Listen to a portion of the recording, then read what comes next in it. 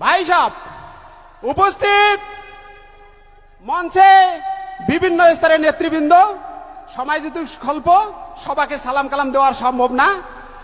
সবারই প্রতি রইল আমার আদাব ও নমস্কার। ভাইরা আমার, আমরা হিন্দু নিরামিষ খাই, আমাদের মাথা আছে, কিন্তু আমরা যাকে তাকে সহজে বুক দেখাই না, আবার বুক দেখাইলে পিঠও দেখাই না। ভাইরা আমার, আমরা হিন্দুরা কেন দাঁড়িপাল্লাকে শ্রেষ্ঠ বলে ঘোষণা করছি জানেন? বলেন তো। রাজার যদি রাজ্যই না থাকে তাহলে জনগণ দিয়ে কি লাভ হবে? এই জন্য আমরা হিন্দুরা শ্রেষ্ঠ জিনিসটাকে এবার বেছে নিয়েছি, সেটা হলো দাঁড়িপাল্লা মার্কায়। কিভাবে বলেন তো? হাঁসের মধ্যে সর্বশ্রেষ্ঠ কি? রাজহাঁস। মিস্ত্রির মধ্যে সর্বশ্রেষ্ঠ কি? রাজমিস্ত্রি। প্রাসাদের মধ্যে সর্বশ্রেষ্ঠ কি? রাজপ্রাসাদ। আর নীতির মধ্যে সর্বশ্রেষ্ঠ কি? আবার বলেন। নীতির মধ্যে সর্বশ্রেষ্ঠ হলো ইসলাম। আপনারা ভুল বলেছেন। নীতির মধ্যে সর্বশ্রেষ্ঠ হলো ইসলাম, এবং এই ইসলামের নীতিকে আকৃষ্ট হয়ে আমরা হিন্দুরা এবার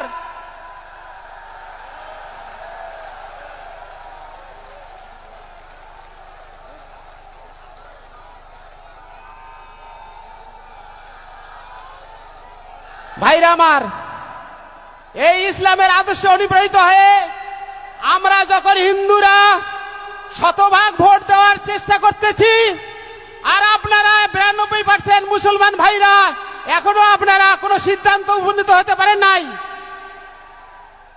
তাই আমি বলছি উলুক ভুলুক বাদ দেন।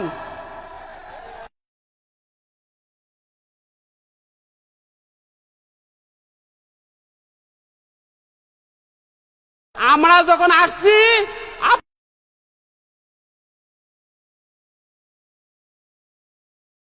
আপনারা সবাই দাঁড়িপাল্লার পথে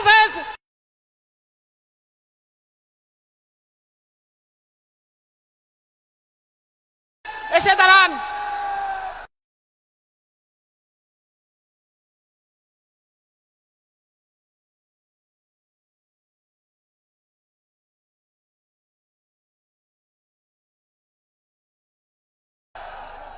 এই বলে আমি আমার সংক্ষিপ্ত কথা শেষ করছি। ভাইরা আমার, আপনারা সবাই দাঁড়িপাল্লার ভোট দিয়ে জয়যুক্ত করবেন, রাজু ভাইকে এমপি বানাবেন, আর শফিকুর ভাই রাজু ভাইকে মন্ত্রী বানিয়ে এই এলাকায় পাঠিয়ে দেবে ইনশাল্লাহ।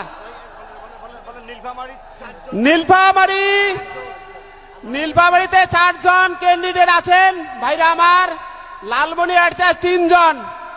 আবারও আদাব ও নমস্কার জানিয়ে আমি শেষ করছি।